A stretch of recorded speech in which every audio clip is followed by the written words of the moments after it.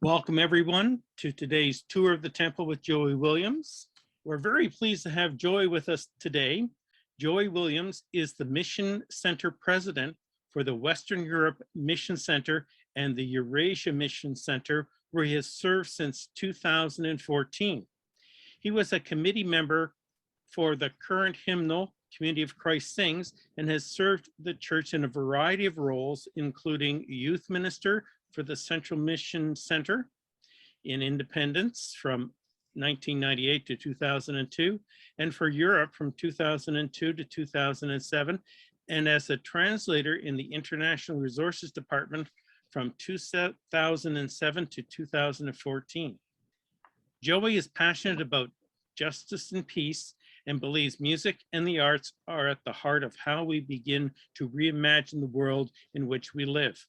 When the pandemic began, he jumped into a social media project called Temple Tuesdays, posting a video each week exploring what it means to be a people of the temple and to live out the ministries of the temple in our local contexts. So with no further ado, I am going to turn the presentation over to Joey. Well, hello, everyone. It is so good to be with you today. As you can see, I'm in Independence, Missouri, and it is a beautiful day, but I want to start with just this image to get us kind of inspired about what we will be seeing today. We've got beautiful blue skies, hardly a cloud in the sky, and we are here in front of the Community of Christ Temple here in Independence. But I've come to this corner, this spot that I'm at, for a specific reason, because we're actually between two really important buildings for Community of Christ. And I hope you recognize this building as well. This is the Community of Christ Auditorium. Now, the construction for the auditorium started in the 1920s, but it was a very slow process. It took almost 30 years to really finish this building because of the Great Depression and because, of course, the church was out of money, as many businesses were during that time, trying to rebuild, especially through two major wars. And after that period, we finally were able to get this constructed. And this is an important site that many important people have come to speak in. One of those people was Harry Truman, who in 1945 announced that the United States would become a part of the United Nations Charter. And so it was announced from this spot here in the auditorium that we would be a part of the United Nations as part of the United States.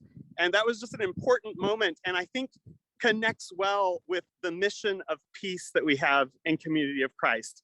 But the corner that I'm at is actually also a very contentious corner. We have different denominations, all related to the restoration, that are right around this spot. We have the Mormon Visitor Center right around here. We have the Temple Lot Church of Christ that is here on this corner. And actually, if you can see right here on the corner, there is a little stone that says Temple Lot. And that is the supposed place where Joseph Smith would have come with some friends, other leaders of the church, and would have announced that it was in this space that a temple should be built.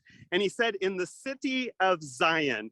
And if you've been Community of Christ for a long time, you know that that word Zion is a really important word for us.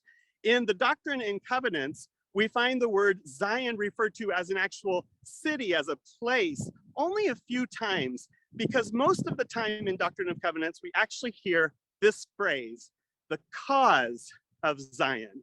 And I think that's really important for us to make that distinction, because there was a time when, of course, people were encouraged to come and build their lives in Independence, Missouri as the city of Zion, but it actually has grown out into this idea that Zion is a cause, and Zion is found wherever we are. In fact, there was a president of the church that visited French Polynesia for the first time and gets out of the boat and gets onto the sand and sees all of this beauty of another culture and says, Zion is here. Zion is now in this place. And so for us, Zion happens wherever we are. And that connection with the temple is really important because the temple is not just a building, but we'll see as we go through today that the temple is also something that is found in us and wherever we are living out the ministries of the temple throughout the world. So we're going to take a walk today, and there will be certainly different times that you can ask questions that you might have, but feel free to interrupt me at any time if you have a specific question. But we're just going to take our time to go through the temple today. As I'm walking up here, you probably immediately begin to see the different flags, and there are 50 flags representing the more than 50 nations where Community of Christ has a presence throughout the world. And there's this whole entryway is really important when we think about all of the different people and diversity we have in Community of Christ and the different nations where we are represented. You may have also noticed these planters, and there are planters all over the temple grounds. And these are actually have been maintained by a group called Harmony.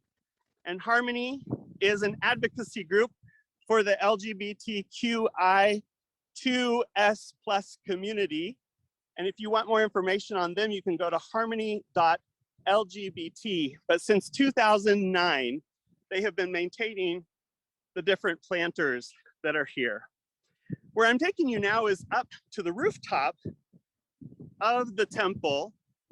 And one of the things that I love is this huge wheelchair access ramp that we have here. And I think this is a beautiful symbol of what it means to have access to the temple. As you may be aware, our temple is open, not right now, it's closed because of COVID, but normally it would be open for anyone to come in and visit it. And there are very few places that people could not go. People could not go to our archives without having special permission. And there are just a few closed spaces, but anyone can access the temple sanctuary. In fact, we have often all sorts of events and worships that many people are invited to come in and be a part of. Now, right after those flags, we come to a series of ginkgo trees.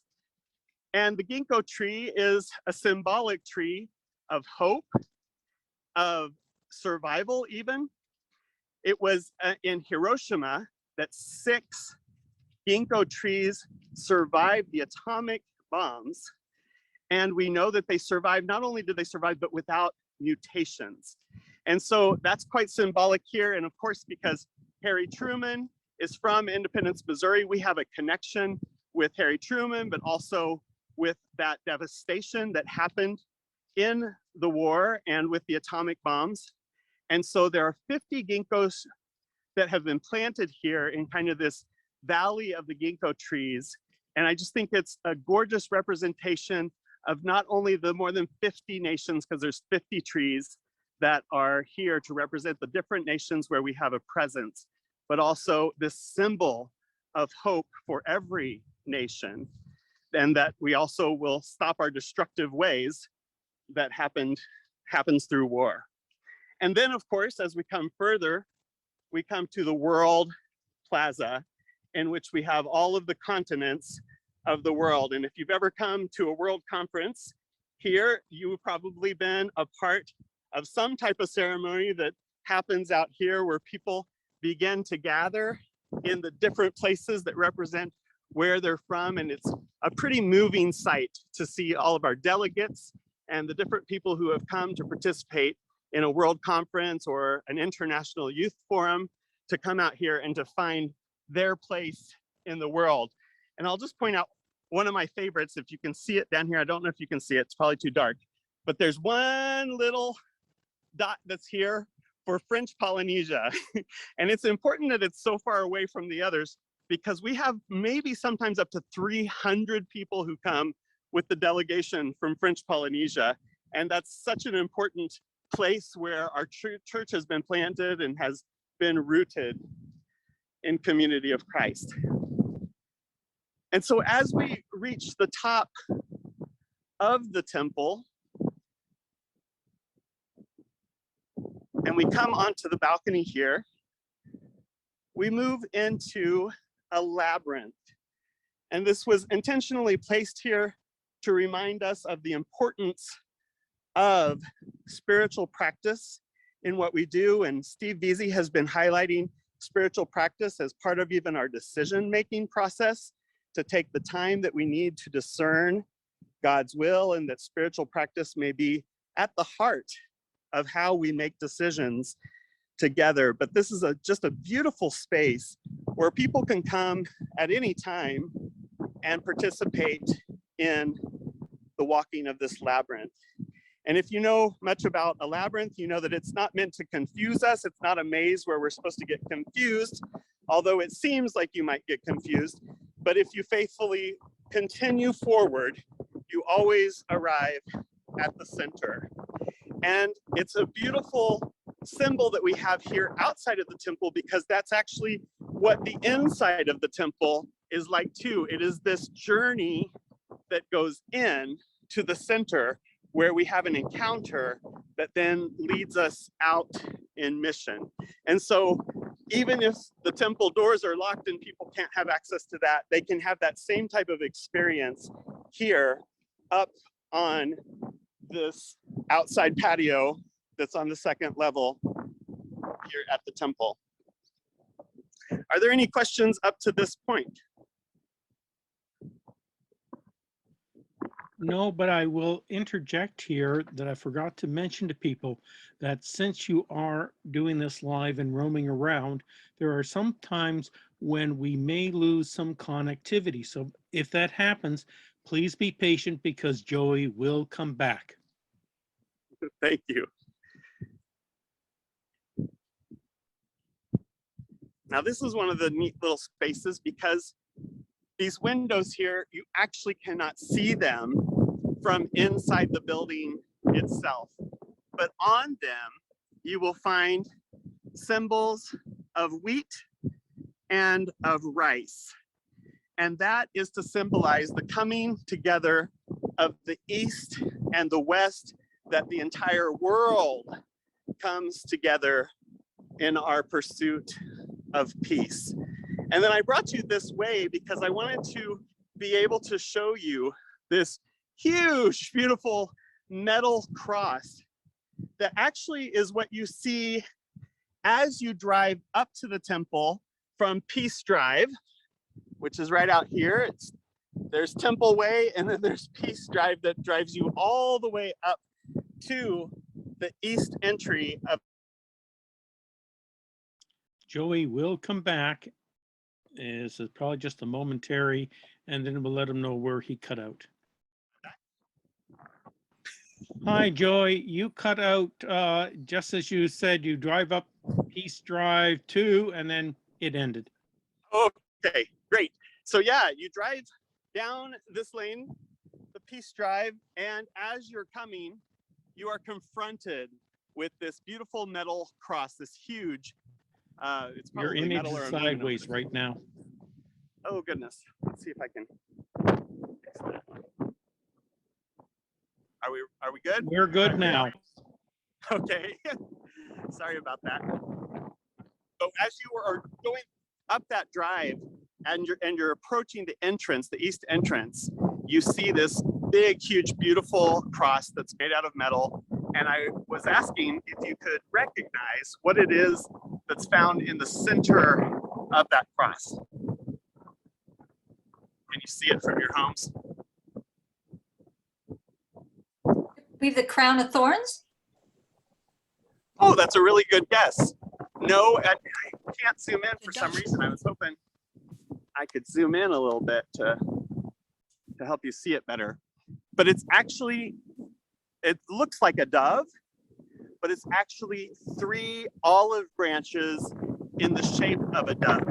And so it's almost this triple symbolism. So there's the peace of Christ that we see just with the cross, and then we see, first of all, a dove, but when we look closer, it's actually an olive branch, 3 different olive branches that come together to form that dove.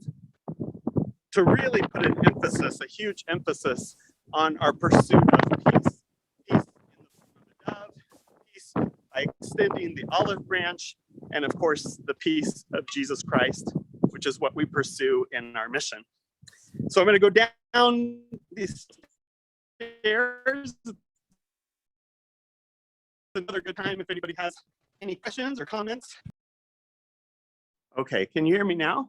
We can hear you quite clearly now, but your image is frozen. I'm close to inside, so maybe the internet will work better when I'm inside the building. You're back Are you able entirely to? now. Okay, good. Yeah, what I wanted to show you before we go inside is this different stone. And this was picked out intentionally. As you can see, it kind of sparkles. It has all of these different colors. And in some ways, this was chosen to reflect the stucco that you find on the Kirtland Temple. And so there's a connection just there with even the choice of the stone that was picked out to go along with that shiny stone when people were putting their different belongings to make the stucco of the Kirtland Temple.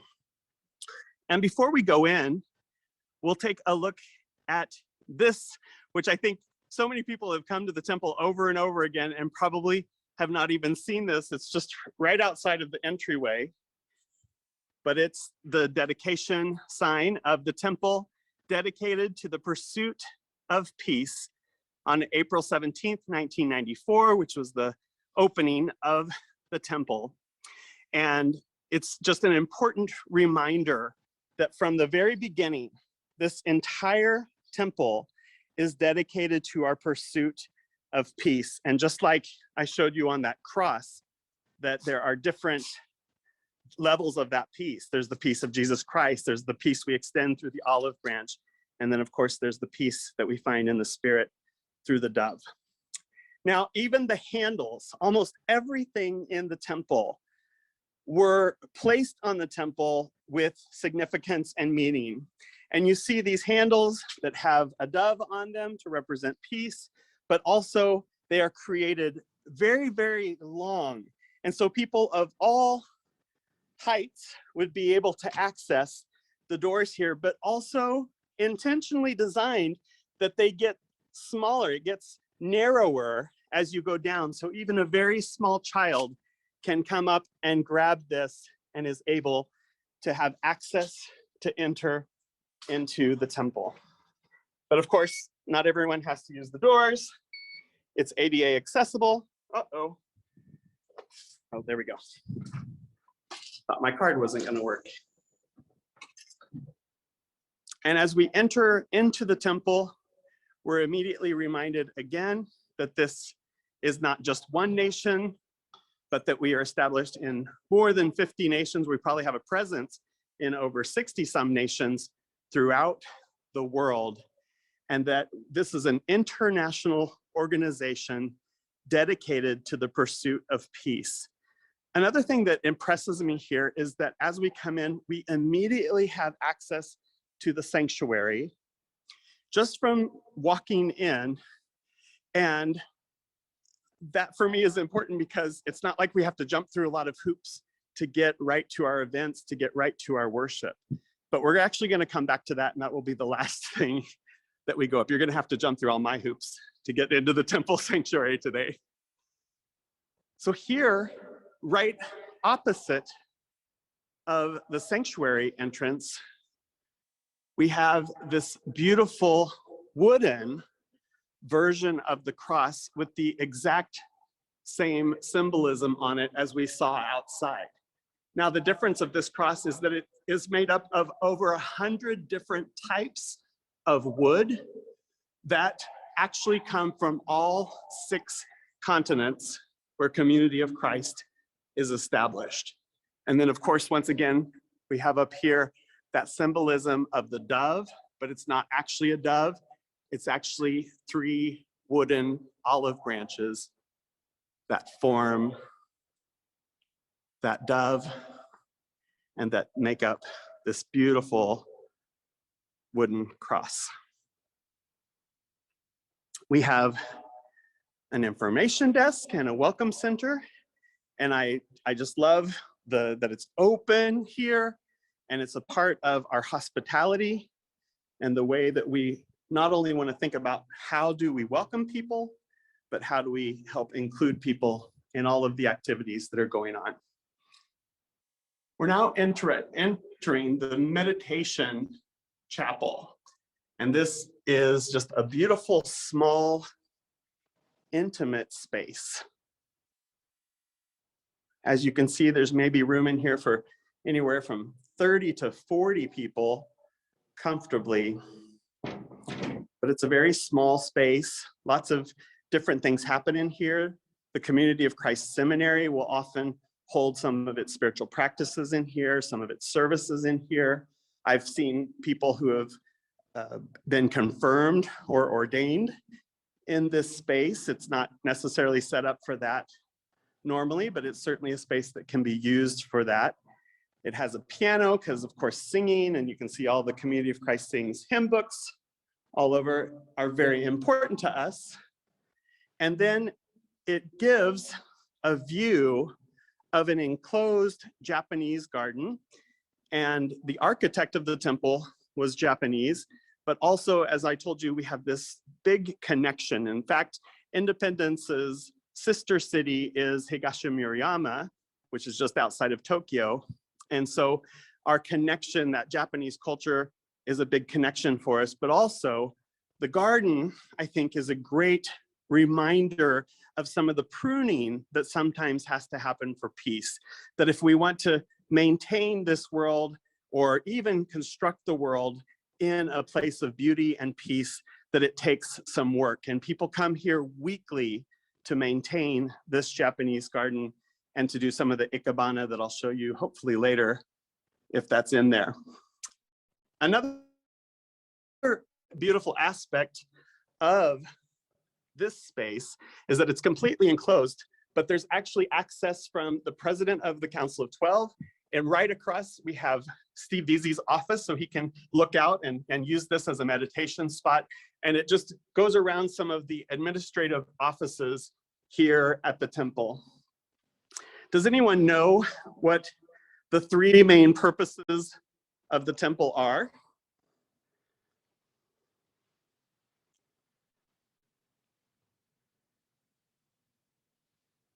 Education. Yes, education. So our seminary often meets here. We have a library here. We have archives here. What else? Of course, we have a sanctuary, so we gather here for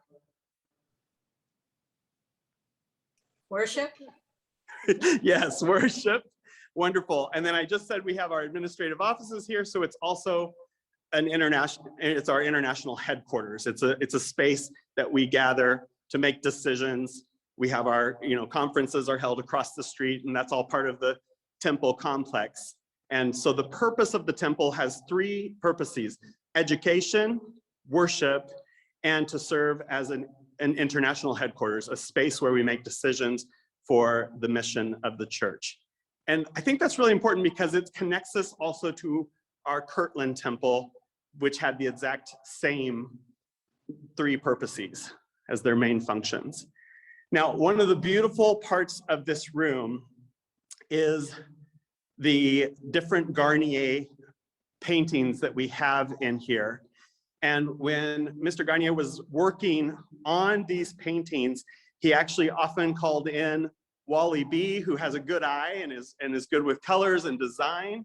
And then he also asked Paul Edwards, who was known as kind of a historian of the church, to have some of input on these. And Paul said he knew nothing about art, but was happy to add some of his input as well to these different paintings. And these, of course, are the 8 sacraments of Community of Christ. I assume you've all had a chance to look at these, or you have a copy of them even in your own congregation, perhaps. Are there any questions about this space, this room, or even Joey, the different? Yeah. the artist is Canadian, was Canadian. He's not Oh, living yeah. now. And he was from Windsor, Ontario. His name is Jack Garnier. That's how you say his last name. Thank you. You know, I knew that, but I always, you know, I speak so much French that I immediately go to a French. I do that all the time and call it Garnier, when Right. that's not his name. So just for fun, because I'm with you guys, we're gonna look for a flag that might have some meaning for you guys. Did I find the right one? It's not a difficult one to pick out for my Canadian friends. So here you go.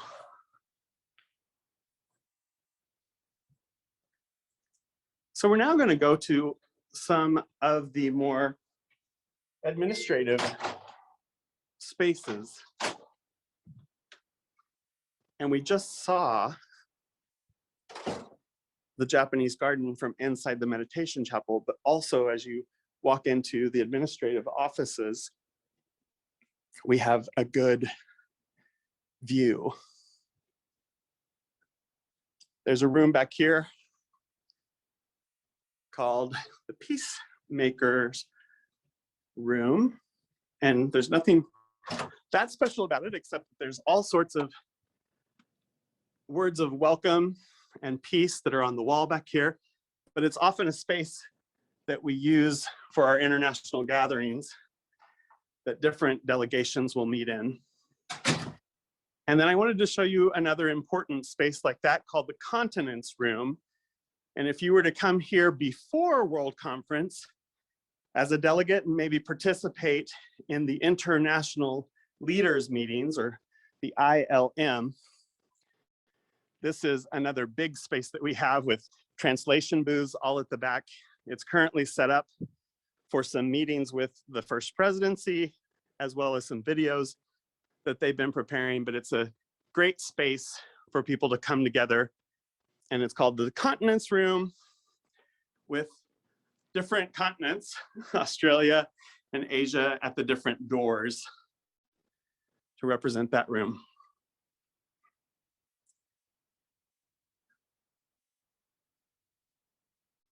There's a kitchen area in the temple, and a lot of seminary uses this a lot. One of the great things that Tony and Charmaine do for their classes is they will come up and prepare meals that then the seminary students will share together out here in the temple lunchroom. I'll just show this beautiful water fountain. Nothing too special about it, except that it has a sensory activation, which is kind of fun. And so it's a green water fountain that gets you quick, clean water. These offices are fiscal services. This used to be my office. This used to be where International Department of Community of Christ was housed. So you had a lot of the apostolic assistants, and you also had people that were working in finances for the international church that were housed in here, but this has recently changed to the fiscal services. And then just down the hall, we have an entryway into the Community of Christ Library, which is actually part of the public library system here in the United States. So anyone with a public library card for Mid-Continent Public Library would be able to check out books and use this library. People come in all the time and use it for internet. People try to use the internet to apply for jobs and all different resources that they can use in the library. It's also where we have the offices of our seminary dean, director of seminary, Zach McLaughlin, and also Professor Tony Schwala-Smith has his offices there. Hopefully I didn't lose you in the stairwell, but now we're heading to the upper level of the administrative offices. And the first one we come to is the Council of 12. apostles. So of course there are actually many different offices in here, but I'm going to take you to one special office. Cool.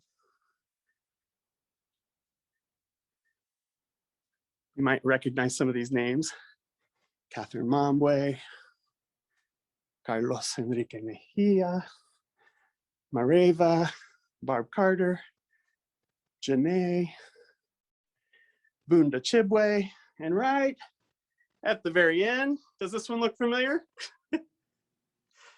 And Art gave me permission to walk inside, but he's obviously had quite an interesting different group of fields. And so he's got artwork from all over different places where he has served the church. I love this sign.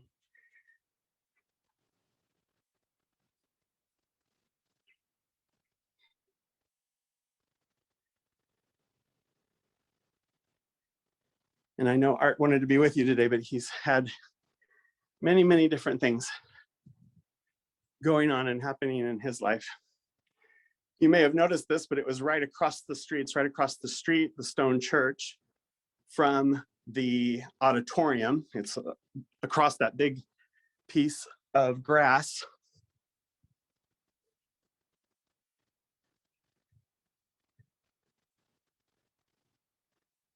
And then I'll bring you over to this section, which on this wall, you're going to see quite an evolution of some of our Council of 12 configurations. There's a big change that happens somewhere between here and here, as you see the ways that Community of Christ has continued to grow and develop. And then here we have some of the main pictures of our current Council of 12 members, with David Nii and Catherine Mombwe being our most recent members of the Council of 12.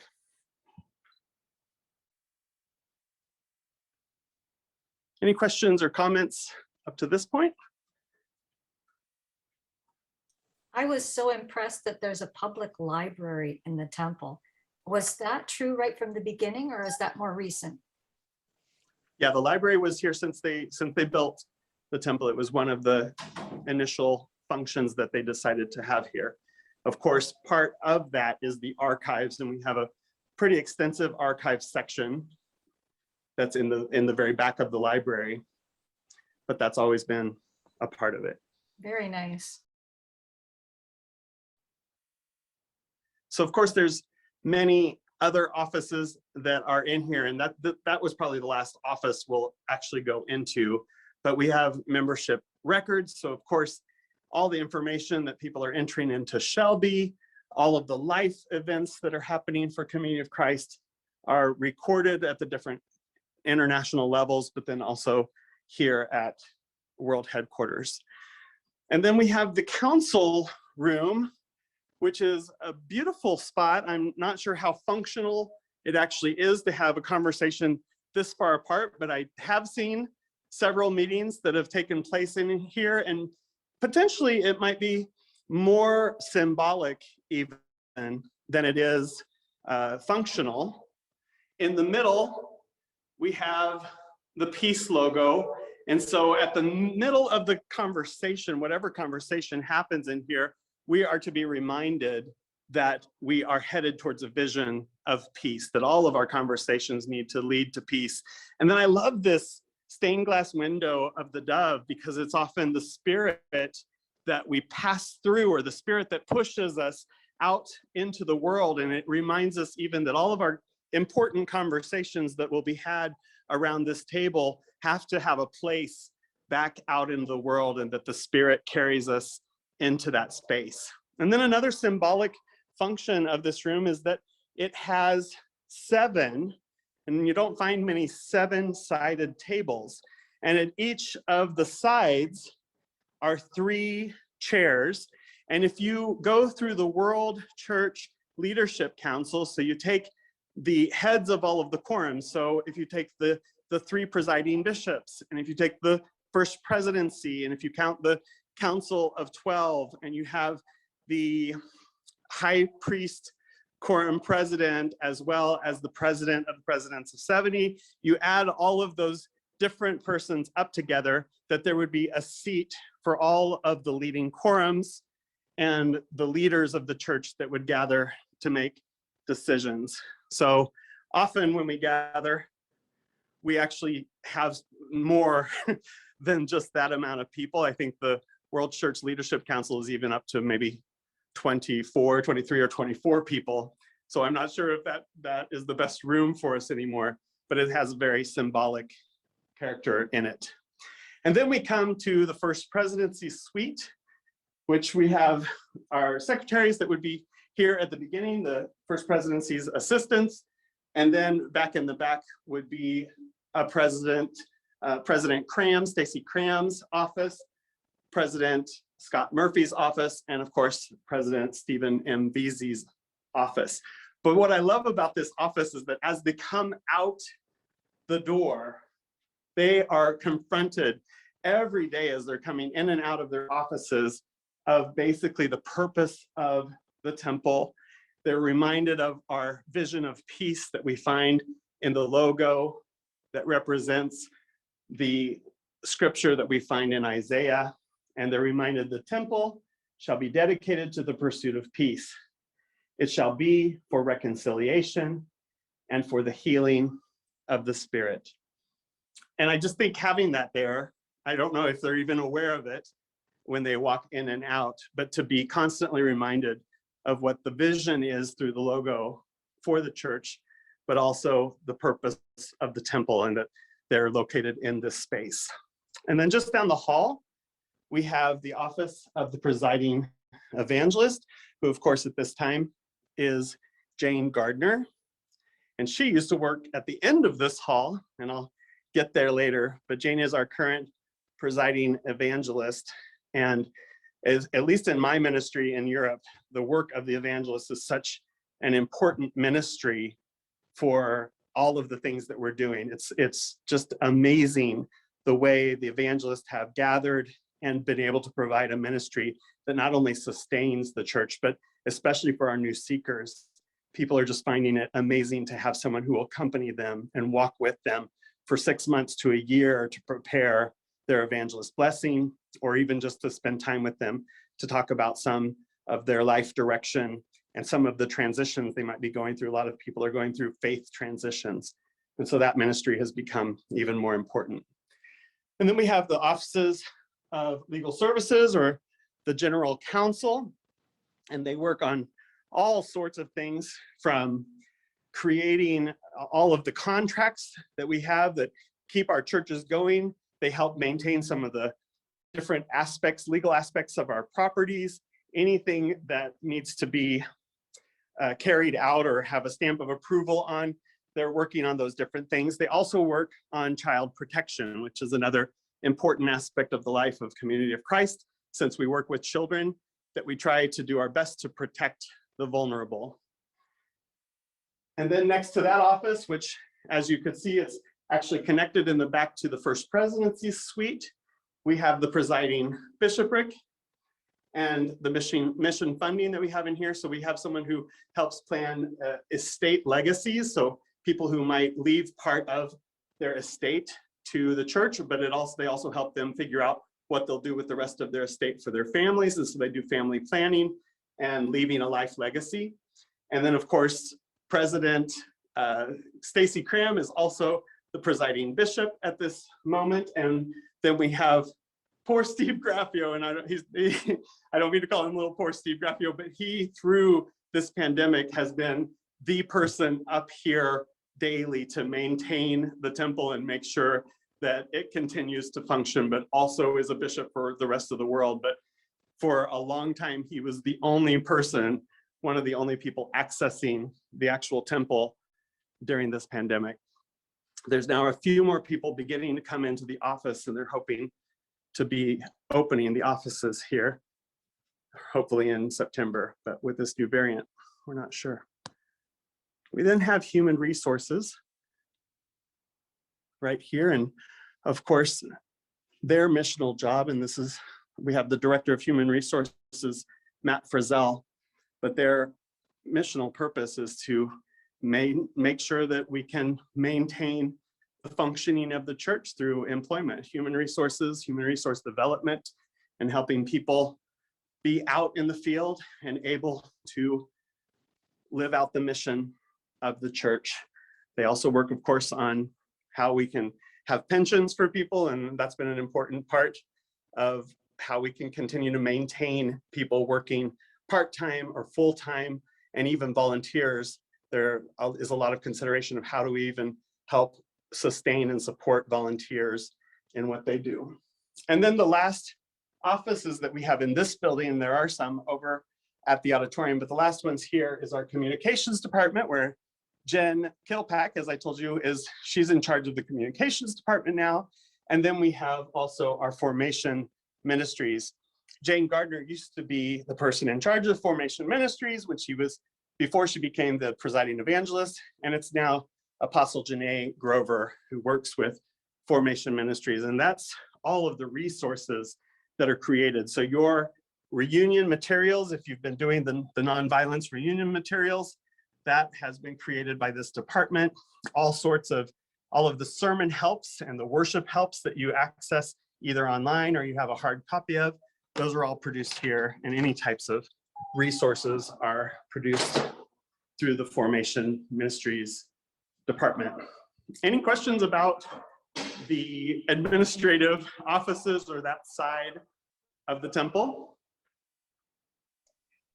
The paintings are beautiful on the walls. Do they get changed often? So I didn't stop to see her because I didn't ask her permission, but we do have our curator of the paintings, and her name is Nicole Robison, and she is actually one of the assistants in the Council of 12, and part of her role is to make sure that all of our paintings and artwork not only are maintained and also kept in a database system, but for the changing out. And so from time to time, that will happen. Of course, it hasn't probably happened during this pandemic, really, but normally for each large event, there would be some major pieces that would be changed out. And I'll just show you a couple of those that are out here they're just beautiful. Many of these have been given to the World Church from members from throughout the world, but then others have come in different ways. Often some of the different pieces of artwork have been donated through different events. We have a Shalom place here, and what I want to point out about the Shalom place is when the temple is open and functioning, this is a space where ministers who are volunteers have these 3 different rooms where they can go and listen to people and counsel with people, and often the sacrament of laying on of hands would happen in this space. It has been, if you know Jan Craybill, who has been the principal organist for Community of Christ for years, this used to be her office, but now it's Daniel's office, who you had a meeting with just this morning. And so in his new role as kind of director of some of the different temple ministries that will be happening, he will be pursuing different ways to bring the temple alive and to bring its mission out into the community with Community of Christ. And just outside of the Shalom place is this display of all of the recipients of the International Peace Award. And then there's also the actual award that is given to people. This is what they receive, but all of the different people who have received the different peace awards, many names that you'll probably know. One of our real famous ones that a lot of people like is Jane Goodall, and I actually remember that peace colloquy. One of the things that is happening is that different peace colloquies are happening all throughout the church. So in Western Europe in 2018, we held our very first peace colloquy for Europe and gave away a peace award for the European church. I'm going to take you down the stairs, and then we are almost ready to go into the worshiper's path that will lead us up to the temple sanctuary. Do you have any questions in this little time space before we get to that? Joey, when you were going through the council chamber there, I had heard earlier that it was never wired for communications and internet and all that stuff. Is there any plan to do that in due course? When you said the council chamber, Well, the one with the 21 seats, or? yes, it now has the capability to, there is internet that is in there. But to be honest, they have fixed up another room in the Council of 12 office, which is another room that actually has translations available. And that's one of the important things is that space, it just doesn't have any rooms off to the side to be able to put in a translations booth. And right now we use French and Spanish as the other languages. So we don't use that room as much. We would either use probably the Council of 12 room, which has lots of space. It's got a huge, huge long table. And then another space that is often used is the Continence Room that I showed you, the large, large room, but they'll block that off and have a smaller room just for the World Church Leadership Council when they gather. But of course, for the last year and 3 months, 4 months, they've been just using online resources to be able to do that. We've been very lucky that Zoom allows for some translation right now. And so some of that's been facilitated. Okay, thank you. Yeah. Are there Any other any questions? are there any floors below the main floor? Ooh, that's a great question. Not that I know of. I mean, there's a, at the end, and I'll take you over here real quick, but at the end of the temple area, that huge ramp that we went up, that also is part of a tunnel that goes cattywampus across the street into the auditorium from below. But other than that, I don't know of anything being underneath. There's probably some structural things that are underneath, but there are no gathering spaces, no offices that I know of. But the temple tunnel, and this during any event would be open, is open, and people can go through the tunnel down into the auditorium. It used to be the way people visiting the temple could then also get to the Children's Peace Pavilion, but the Peace Pavilion now has moved to its own location just down the street. They're reconstructing that, renovating that building right now to open it up as the new Children's Peace Pavilion. Where is the heating and air conditioning supplied from? I would assume that's back here as you go through the temple. It all comes from the auditorium. Yeah, it gets piped through, and I'll show you because it comes all the way. I don't know if the internet will work here, but we'll give it a shot. I'll show you what's back in this. We've also obviously got somebody who's interested in the bones of this building. But one of the parts of this structure, as we get closer to the tunnel, is there's different loading docks. It's also a place we have our electronic studio. So there's this big underground space that has no windows that we record. So if you've ever seen some of the sermons on demand, those are usually done in that space. And then here's where the temple tunnel begins. So we're actually going down where that ramp would be above us. And this begins to go underground. And if you see at the end of the hallway here, there's actually the piping that is bringing in the heating and cooling. Does that make sense? Yes. As far as I know. there might be more to that that I am not aware of. It didn't come in my temple manual. Any other questions? But as far as I know, this is as far underground as this space goes.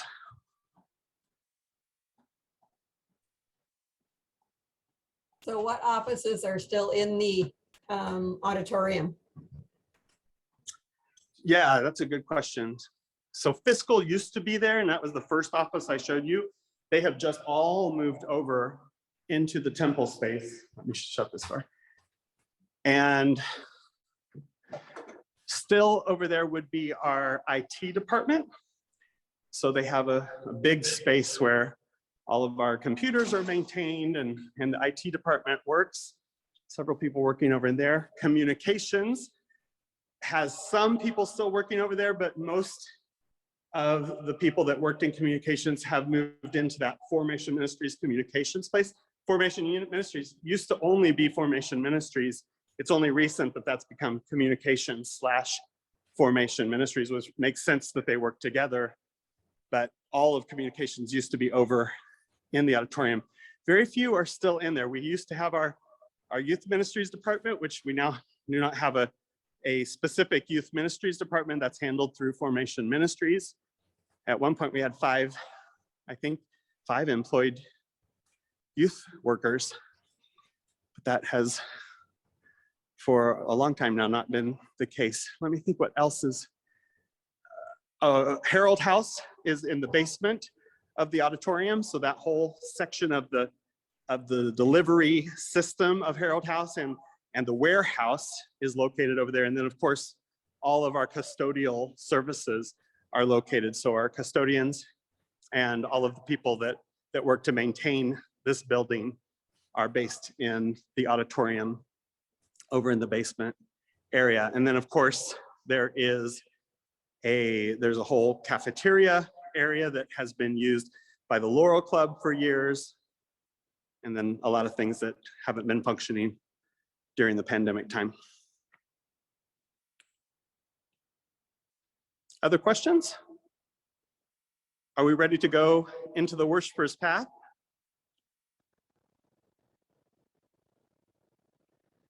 This is a real exciting part, I think, of the tour and probably what many of you have been waiting for. But just even before you begin to enter the sanctuary, we are immediately brought back to a profound and important event in the early life of the church. There is this multi-layered glass, and it's several layers of etched glass that create this beautiful depiction of a wooded area.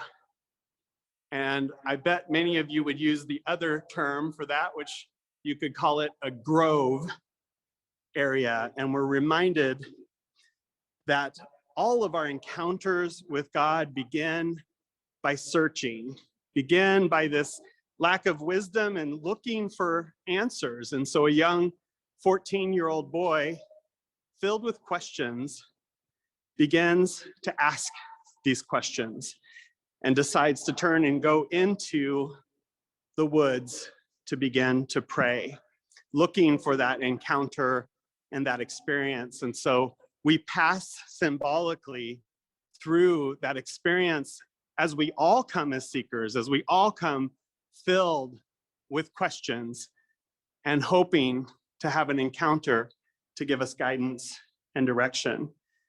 And then we walk and immediately we come to another important and profound encounter in the wider, not only Christian tradition, but that goes and is shared with all of the different traditions that use the Torah and the Bible. And we come to this burning bush. And it's a beautiful piece of artwork because it's actually done on 3 layers to see this burning bush encounter.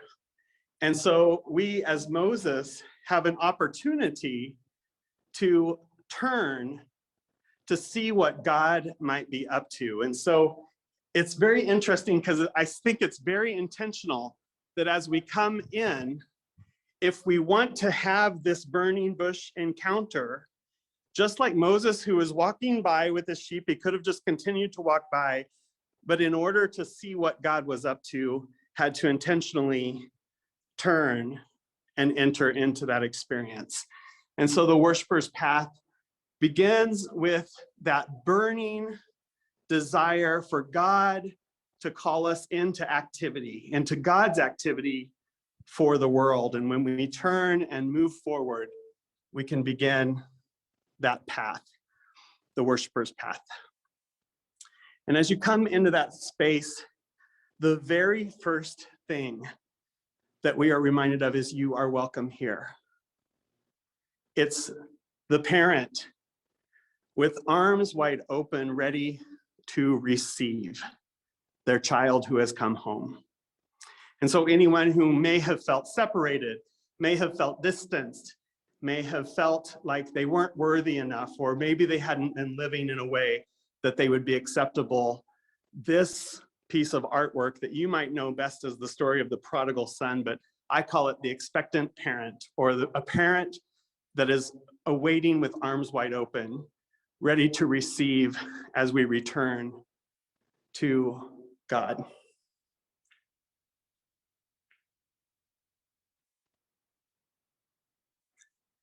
And one of the other beautiful things about this path is that the light grows brighter as you go up it. But as the light is still a little bit dim on this side, we cross through the shadow of the cross.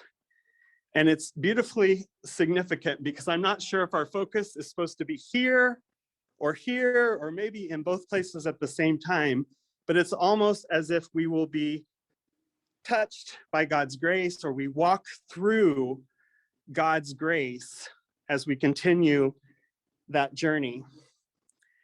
And then the cross itself is pretty significant because, as you can see, unlike the cross outside that was this beautiful metal, huge, almost commanding cross, here we have the very rugged, the ugly cross, the very common cross. And so we are to be reminded, I think, of the realities of the suffering that happened. And yet in our Western world that we haven't used crosses, that's not been used for years. Sometimes I think we cannot even grasp what it's trying to emblemise here, or to show us here. Would it be different if there was a hanging noose, which is a much more recent use in our cultures of ways that people were punished to death? Or the electric chair, if there was an electric chair, or a firing squad that was standing here, would our perception be different of the feeling of grace as we walk through the shadow of the cross and continue that journey?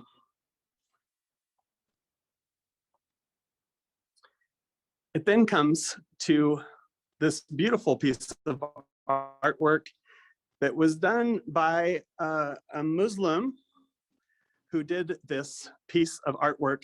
And that's very significant because this same tree of life would be a symbol for Islam, for the Jewish tradition, as well as Christianity.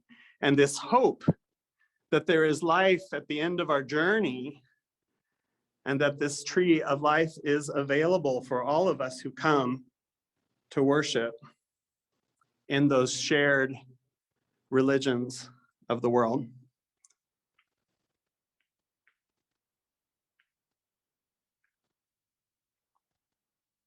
And then the next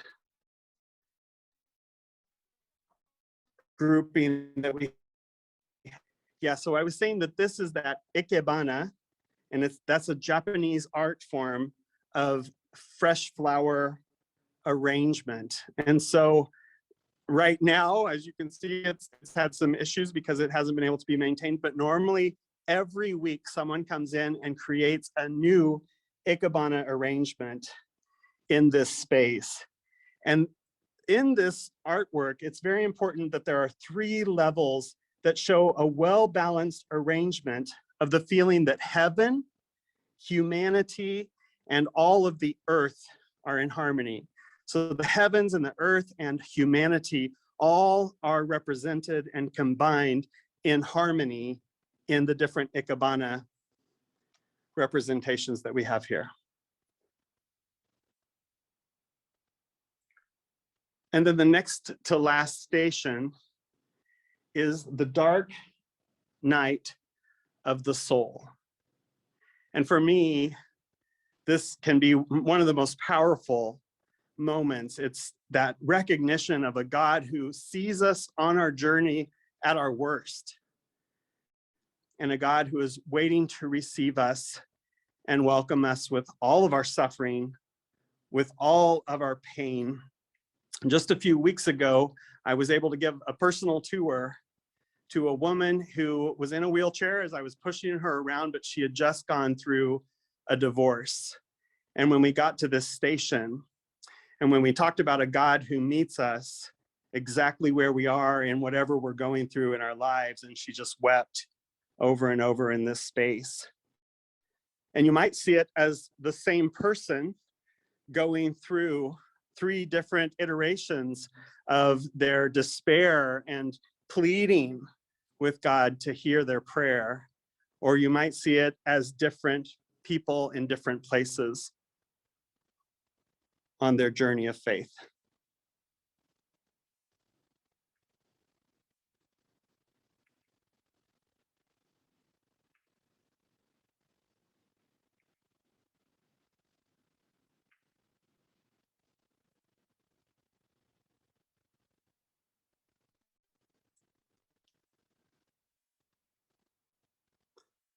And then I'm so sad because we've turned off the water for this beautiful, beautiful water fountain, but it almost looks like this anyway, even when there's water in it.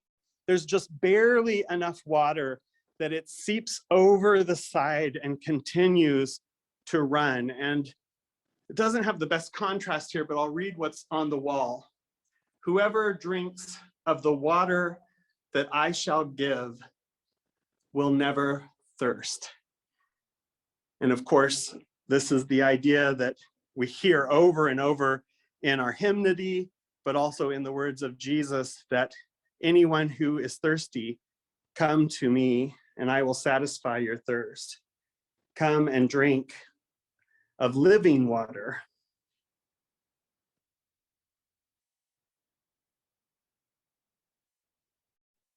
It reminds me of one of the songs in Community of Christ Sings that goes, come now, you hungry, come now, you thirsty, come drink living water, come unto me. And then just like the beginning where we had to turn to go up this path, we now have another opportunity to decide, will we turn and complete our journey that will bring us into that inner circle, into that encounter with the divine. Not that the divine hasn't been on the entire journey, but in that moment of arriving to the center of our worship, where we come in together.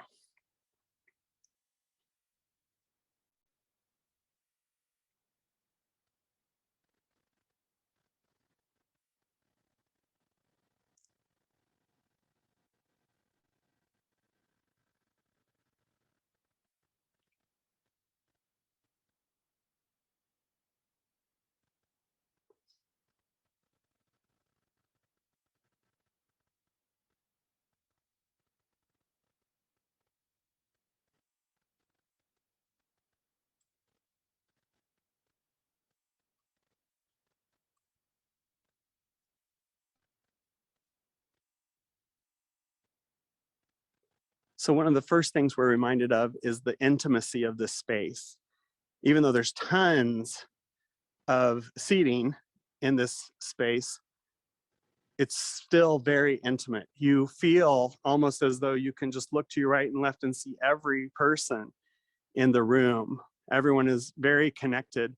And then there's also this sense of these pylons and the organ itself that begins to draw our view up.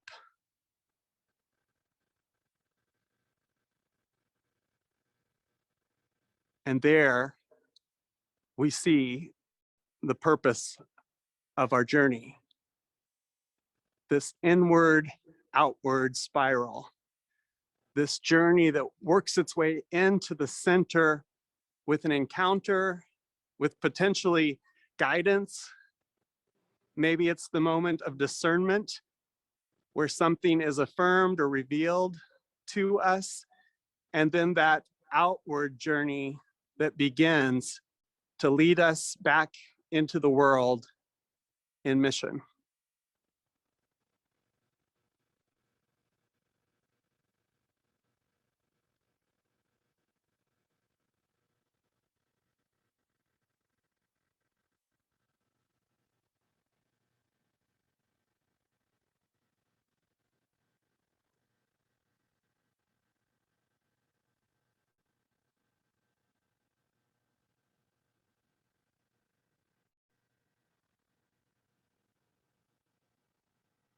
Just a beautiful organ and a beautiful space.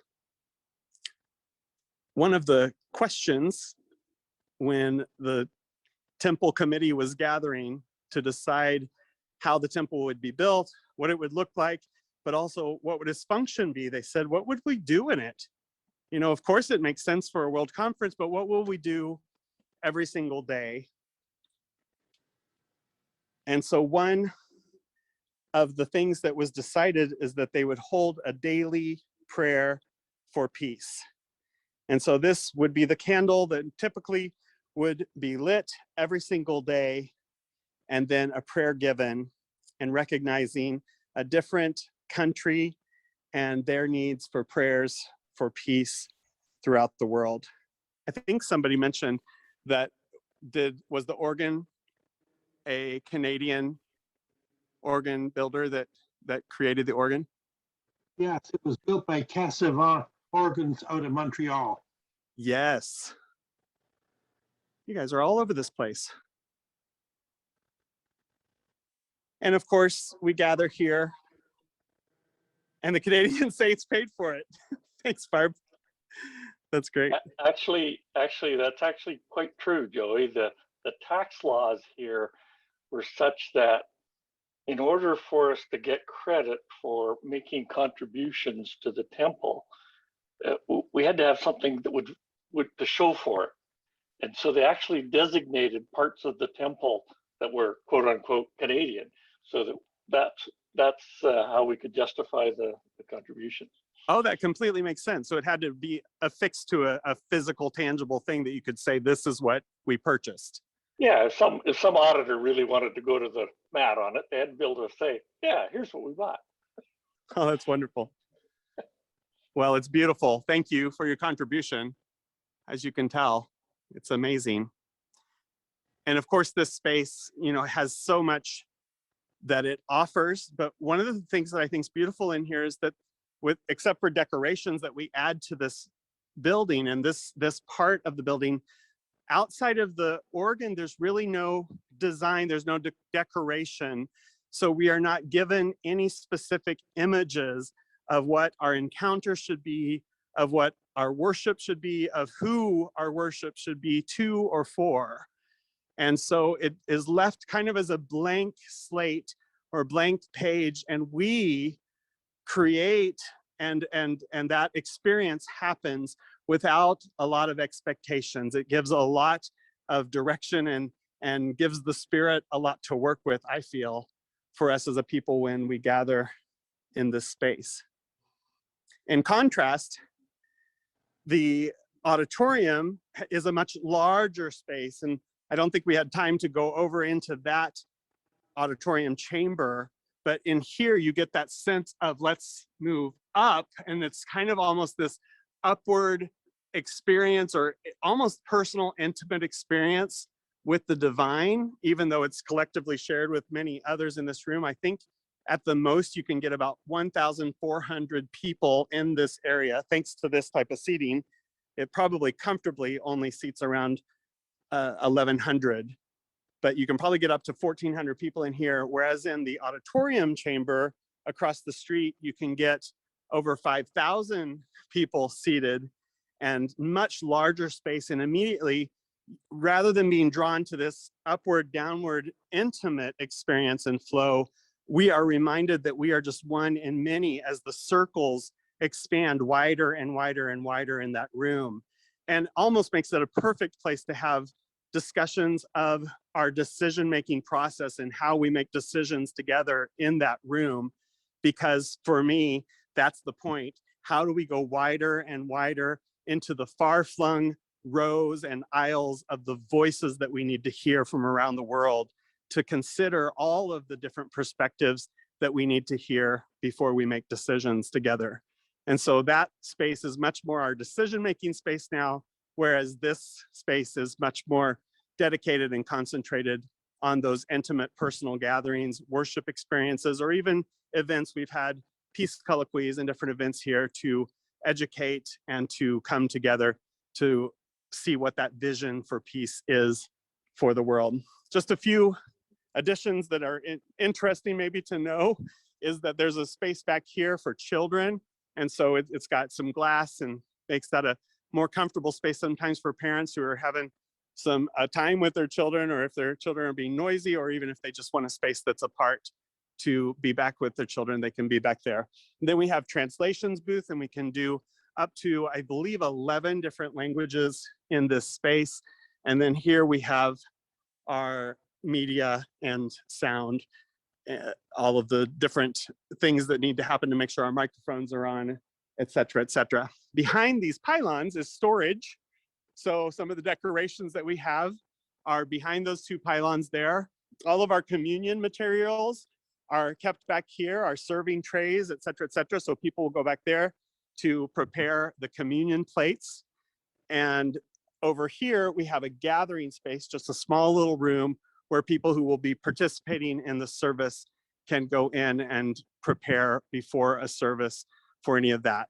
Outside of here, and we'll see that again when I come around, but there's a choir room and a location for larger groups to gather. Maybe if someone's doing a drama, they might gather in that other room outside there. And of course, there's bathrooms and other things off to the side.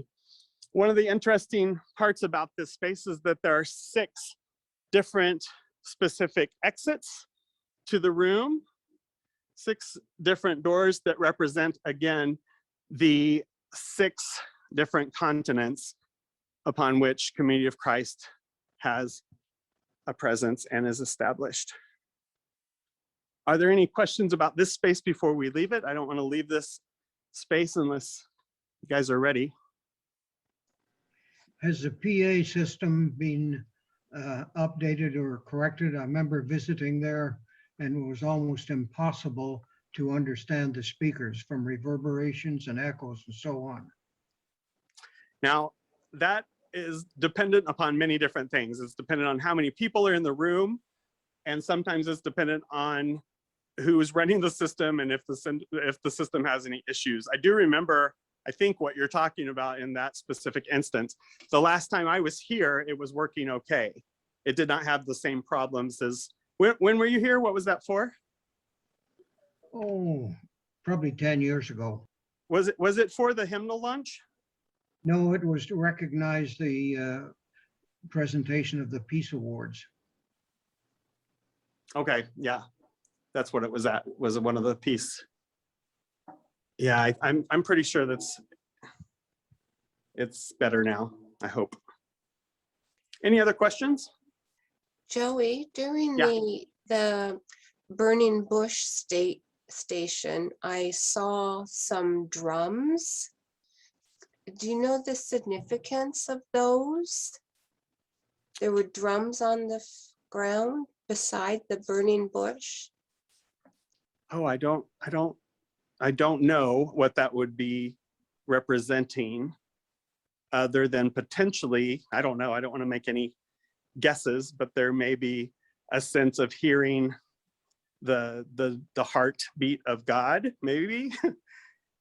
It could have a Native American reference to it, and I'm not sure. I'll have to look that up. But you said that was right. It wasn't in the fabric, but it was on the floor. I don't even think I Yes, recognize. it was just to the left of the burning bush on the floor. I Oh, thought there okay. was maybe two drums. Yeah, I'll look into that. I'm not sure. Can you pan to the ceiling one more time, please? Yes. I might be outside of it, but.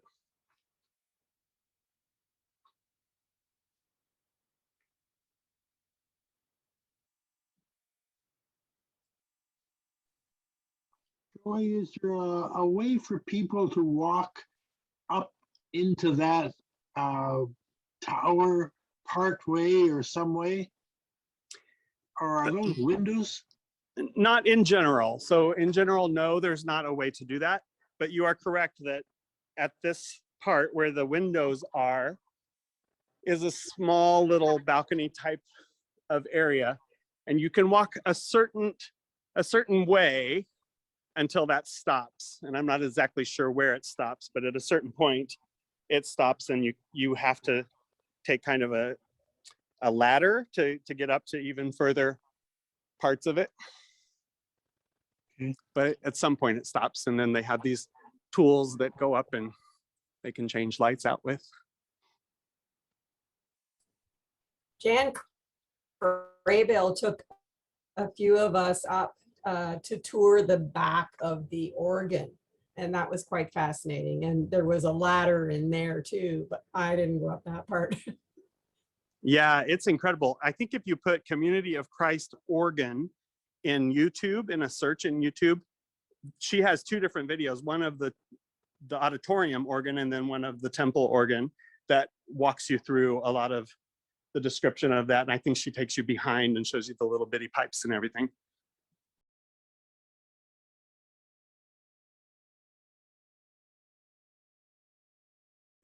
Great. I think we're doing good. I think we're right on target. We're near the end. So when people finish with a worship, there's all different ways that people go out when we're at a big event, because we do it many times. But some of the symbolic way that this was prepared was, we're now behind. You can see the stage here, but there's a hallway that if we were all walking out together, we would be expected to all walk up this ramp that takes us basically out. And if you've seen from outside where the huge brass doors are, each one of those doors is 16 tons in weight. And you would walk out those doors together, and everyone would then be at the top of the stairs that go down to the World Plaza. And so that was symbolic that we all move from worship out together. Before you do that, and I think this is also pretty interesting and symbolic, that potentially we've been encountering Jesus the entire way on this whole journey, but we haven't seen, other than the cross, we haven't seen any depictions of Jesus. But just before we leave this space through those brass doors, we encounter a Jesus that has arms stretched open, ready to bless us as we leave this space. And everyone comes out. And I'll just show you, those brass doors are 16 tons each, but it's been made very simple for even a small child to be able to push that door open. And then this is another gorgeous part, because you don't see all of this color from the outside of the building, but this is an award-winning, actually, stained glass depiction of the fields are ready for harvest. And so before we leave this space, anytime we've had this encounter together, we've been in the temple together, we have this huge reminder, and at all the levels, you see all the levels that people could be coming out of, they are reminded that we have a work to do, that we have a task to do, and that there are people out in the world ready not only to hear that message, but to receive the blessings of that work that we are sent out to do in the world. And so as I come down the end, that choir room is back here. Here's a room we keep our instruments in. And as we go out for our final look of the temple, you'll go by just a little bit more artwork that's on the walls. We're now in a hallway that is often used for all types of yoga activities or different activities. Sometimes I play drums out here just for fun. It's a great space where we can stay cool when it's hot, but still look out on the World Plaza. Or if it's winter, we can stay warm inside here. But to do activities, sometimes people gather there for their prayer groups at different events that we have. And then finally, if we were walking together through those doors, this is where we would have ended up. We would have walked right out of these huge brass doors that have upon them the emblem of peace, the logo of Community of Christ. And I think, can anybody tell me which scripture this logo comes from? It's in Isaiah.